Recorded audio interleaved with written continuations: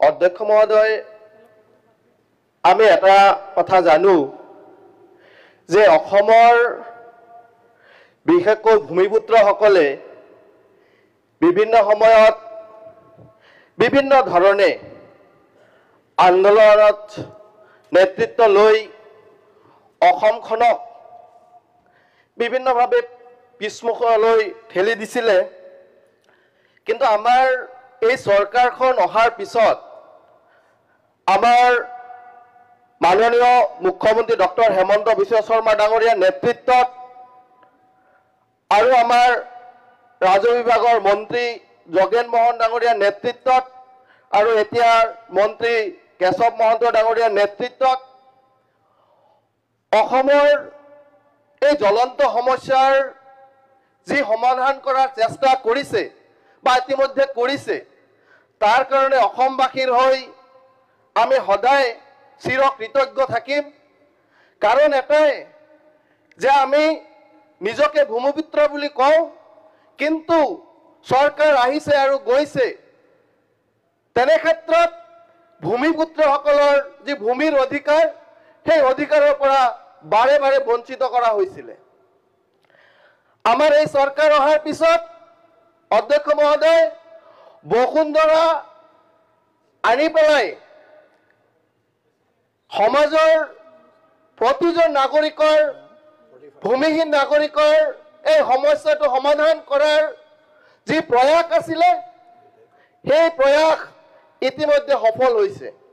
ঠিক তেনে ক্ষেত্ৰতে অধ্যক্ষ মহোদয়, মই এজন বিটিআৰৰ বিধায়ক হিচাপে ক'ব পাৰোঁ আৰু গৰ্ব অনুভৱ কৰিছোঁ যে অসমৰ এই আমাৰ বসুন্ধৰাৰ লগত সংগতি ৰাখি বিটিআৰতো বৈষ্ণৱতী নামেৰে আমাৰ জনসাধাৰণক বা ৰাইজক ভূমি দিয়াৰ যি ব্যৱস্থা আৰম্ভ কৰিছিলে বিটিআৰ চৰকাৰে প্ৰমোদ বড়ো ডাঙৰীয়াৰ নেতৃত্বত, আজি তেনে ক্ষেত্ৰত আমি ক'ব পাৰোঁ যে যোৱা স্বাধীনতাৰ পিছত এই ভূমিৰ যি সমস্যা বিটিআৰ অঞ্চলতো সমাধান হোৱা নাছিলে।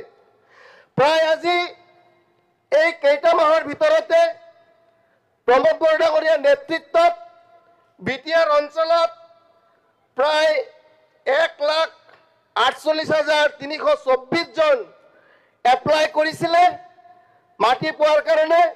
ইতিমধ্যে 1,23,642 জনে সেই ভূমিৰ অধিকাৰ পাবলৈ সক্ষম হৈছে অধ্যক্ষ মহোদয়।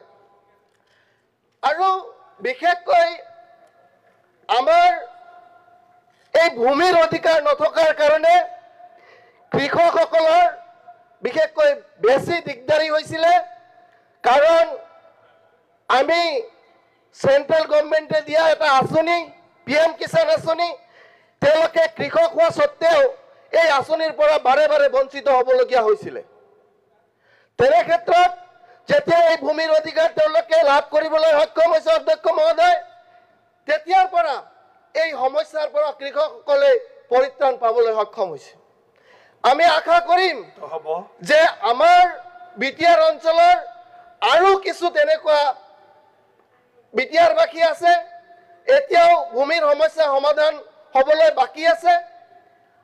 আমাৰ এই সমস্যা অতি সোনকালে সমাধান কৰিব লাগে। তেনে ক্ষেত্ৰত মোৰ বিজনী সমষ্টি বুলি ক'লে আমি প্ৰায় 8,273 জন এপ্লিকেশ্যন পাইছিলোঁ। তাৰে ভিতৰত 7,782 জনক আমি ইতিমধ্যে ভূমিপাট্টা দিবলৈ সক্ষম হৈছোঁ। আমি দুৰ্যোগ ব্যৱস্থাৰ কথা যদি আমি কওঁ, যেতিয়াই বানপানী আহিছে, আমি বানপানী হোৱাৰ আগতে আমাৰ চৰকাৰী বিষয়াসকলক আমি দেখিছোঁ প্ৰস্তুতি লোৱাৰ।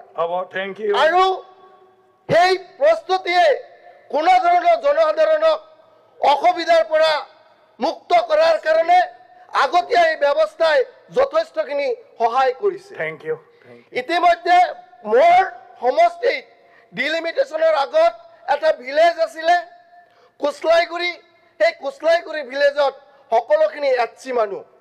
মই আপোনাৰ জৰিয়তে মন্ত্ৰী মহোদয়ক অনুৰোধ কৰিম যে এই HC মানুহৰ